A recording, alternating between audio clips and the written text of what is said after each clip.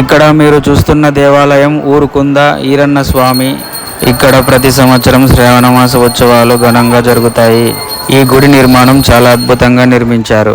మనం తిరుపతికి వెళితే ఎలా ఉంటుందో అలా ఉంటుంది. చాలా అద్భుతంగా టెంపుల్ నిర్మించారు. ఈ దేవాలయం ఆంధ్రప్రదేశ్లోని కర్నూలు జిల్లా కౌతాలం మండలం ఊరుకుంద గ్రామంలో ఉంది. ఊరుకుంద ఈరన్న స్వామి చరిత్ర. క్రీస్తు శకం 1610 సంవత్సరంలో కౌతాలం గ్రామంలో హిరణ్యులు అనే భక్తుడు జన్మించాడు. తన 12వ ఏట ఆవులు మేపడానికి ఆయన ఊరుకుంద ప్రాంతానికి వచ్చాడు. ఆవులు మేస్తున్న సమయంలో ఆయన ఒక రావి చెట్టు కింద మౌనంగా కూర్చునేవాడు. ఆ దారిన వెళ్ళిన ఒక సిద్ధుడు ఆయనకు గురుబోధ చేసి లక్ష్మీనరసింహస్వామి సన్నిధిలో దైవ ధ్యానం చేస్తూ ఉండమని ఆశీర్వదించాడు. అప్పటి నుంచి ఆయన బాల బ్రహ్మచారిగా రావి చెట్టు కింద సమాధి ముద్రలో శ్రీ లక్ష్మీనరసింహస్వామిని కీర్తిస్తూ తపస్సు చేశాడు. గ్రామస్తులు తెచ్చిపెట్టే ఆహారం తీసుకుంటూ తన చుట్టూ చేరే ఆవులతో గడిపేవాడు. ఈ ప్రాంతం ప్రజలు దీర్ఘకాలిక వ్యాధులను, రోగాలను తన దివ్య తపస్సు శక్తితో నయం చేసేవాడు. కాలక్రమంలో హిరణ్యుడే ఆ రావి చెట్టు కింద అదృశ్యమయ్యాడని భక్తుల నమ్మకం.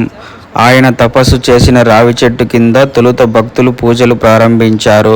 ఆ తరువాత అక్కడ వీరభద్రస్వామి, లక్ష్మీనరసింహస్వామి విగ్రహాలను ప్రతిష్ఠించి పూజలు చేయడం మొదలుపెట్టారు. 1768లో భక్తులు ఇక్కడ తొలిసారిగా ఆలయాన్ని నిర్మించారు. ఇక్కడ లక్ష్మీ నరసింహస్వామి, శ్రీ వీరభద్రస్వామి కలిసి పూజలందుకుంటారు. అందుకే దీనిని హరిహర క్షేత్రం అంటారు.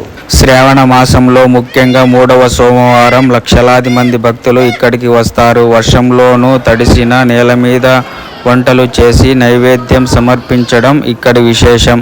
చివరి సోమవారం తుంగభద్ర నదిలో తెప్పోత్సవం నిర్వహిస్తారు.